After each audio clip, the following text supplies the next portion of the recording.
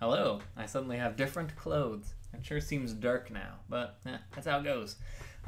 So we're going to finish today's lecture by looking at higher order functions, which is the thing that if you came from 621A, you know and you love.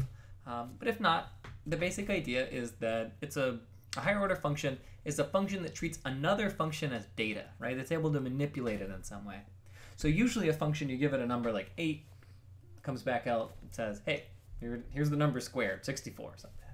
A higher order function, by contrast, you might give it a function and it does something with it, like give you another function back. So you've taken calculus, for example, if you have, then you know about the derivative.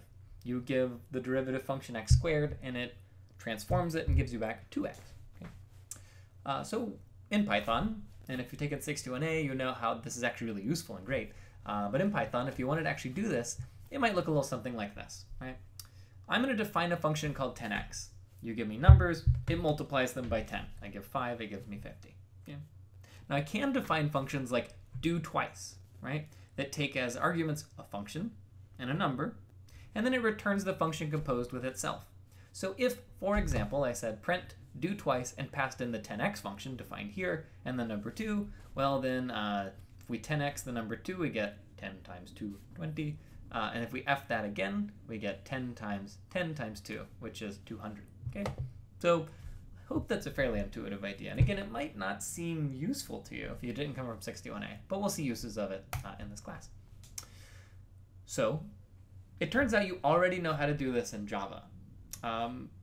But we are going to have to do it in a sort of kludgy way because of the fact that, at least in the old version of Java, you were unable to take a variable and point it to a function, right? So in Java, it's no problem to have f refer to a function. I can pass in as I can pass in as an argument an entire function. Okay? That was impossible before Java 8. So it turns out that we can use everything we've learned in this lecture and the previous lecture to enable higher order functions without using any new Java 8 features. Though we will on Wednesday talk a little bit about these new features. Okay? So let's see the old school way and maybe develop it ourselves. Okay? So ultimately we're going to build something, an inheritance tree, I guess we'll call it, right? A hierarchy that looks something like this, but I won't talk about this diagram quite yet. Okay? So our goal is to write code that feels like this. So what I'm going to do, so in lecture during the day today, I actually just gave the example without developing it, but here it's a webcast, so may as well walk through our reasoning a little more, even though there's not really truly anything new, but maybe it'll be better. Because you can 2x me right now. All right, so what we're going to do is try and rebuild what we just saw in Python. In particular, I want something like system.out.println, and I want to do something like do twice, 10x, 2, something like that. Now the goal is this is going to be a function which takes other functions and applies them twice. So I might start by trying to write, I don't know, public static int do twice a function f int x, right there, like that. And if we were just mimicking Python directly, it would look something like this. But in Java versions before 8, it was impossible to pass in functions like this. Okay? So maybe let's define our 10x function. If we had public static int 10x and it took in a number x and just returned 10 times x, I can't do that. Like, this just doesn't make sense. Like, you can't, it's not allowed. Okay? So what we're going to do is play a silly little trick here where we're going to take this code, which is a perfectly reasonable 10x function. Oh, except for the fact I didn't put a parameter in. We're going to take this function here, and we're going to make ourselves a new class file. And I'm going to call this thing, let's say, 10x. Okay. So 10x, what is it going to have? Well, it's going to have public int apply, let's say.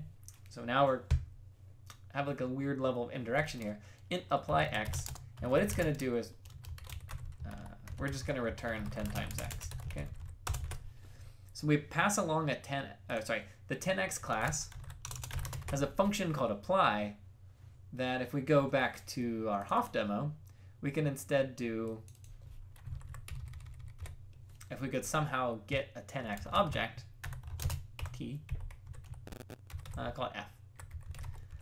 Then we could do f.apply f.apply x. Okay, and this will work fine, except that we need to instantiate a 10x. Okay, so in this case, we're saying do twice 10x, and if we run this code, we should hopefully get 200. Okay. Go. Uh-oh, wrong class. Off demo.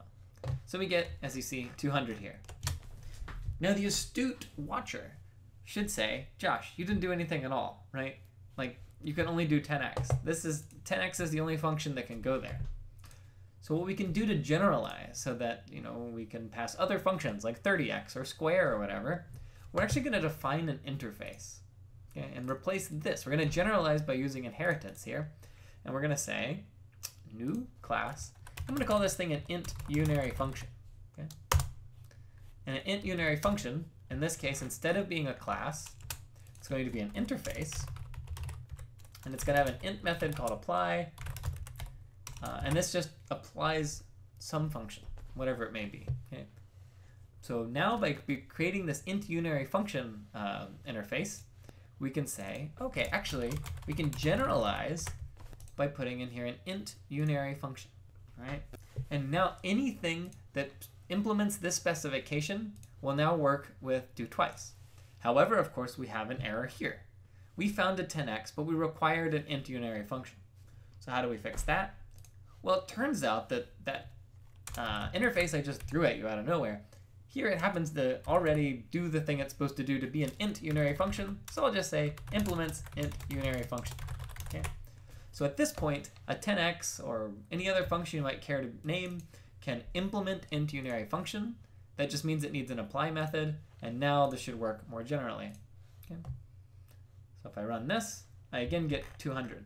And I can continue to expand this. So if I decide, for example, I want to have a square function. Okay. So we write a square function. So extends int, or sorry, implements int unary function. In this case, we could do int apply int x, and then we can return x times x, something like that. Okay, so this is a square object. Okay, and I guess we'll do this. All right, and then finally, let's demo this thing out.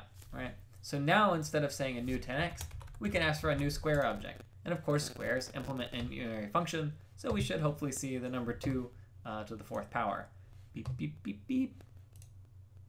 Okay, 16. It worked. Okay, so that's a rough picture of how we can do higher order functions in Java. So let's maybe look at all the code and debrief what we did, right? So in Python, what we can do is just take a function and pass it as an argument directly to another function, right? So I could take 10x and pass it in as f.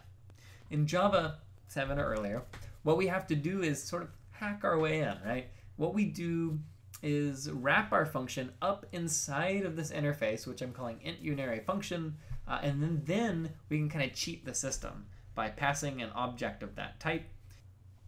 Though admittedly, it is a little weird to be creating a 10x object, right? It's not like a dog or an S-list that has instance variables. It's just a clever little hack so that we can do what is effectively higher order functions in Java. So in Project 1C, you'll get a chance to try this out. And in the next lecture, we'll talk a little bit about how in Java 8 you can get a little closer to this. Okay. So just to finish the whole day. The summary of our day was we learned a little new syntax, right? We added this new keyword extends, and we use it to capture is-a relationships. We say that a vengeful S-list is an S-list, and that means that, well, it's going to inherit all the properties of an S-list. So it's going to get all the variables, all the methods, and all the nested classes. These are the members. It does not include the constructors. And then we had some funny little things that you'll learn once you play around with this more deeply, but anytime you have a subclass, its constructor, it's required that the very first thing it does is it invokes the superclass constructor, and that'll happen implicitly if you don't do it.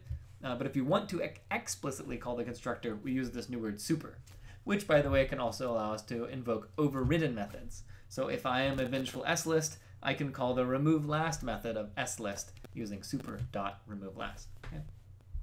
The other thing we talked about of great note, other than encapsulation, but in terms of things that may seem syntactically confusing, is that when we want to think about how code's going to behave when we have inheritance involved, right? When you get to discussion 4, that last problem, number 3, it'll seem confusing at first, but I want to remind you that the rules are fairly simple, right? When you want to know if it'll actually compile or not, all you need to do is ask yourself, what are the static types? What are the compile time types? And the compiler is only going to allow you to do things that the compiler decides are above board as far as the compile time types. Okay?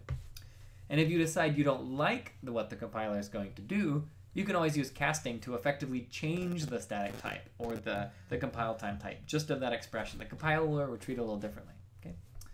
So that's one thing that could be a little confusing is, will it compile? And the other is, which method actually gets called?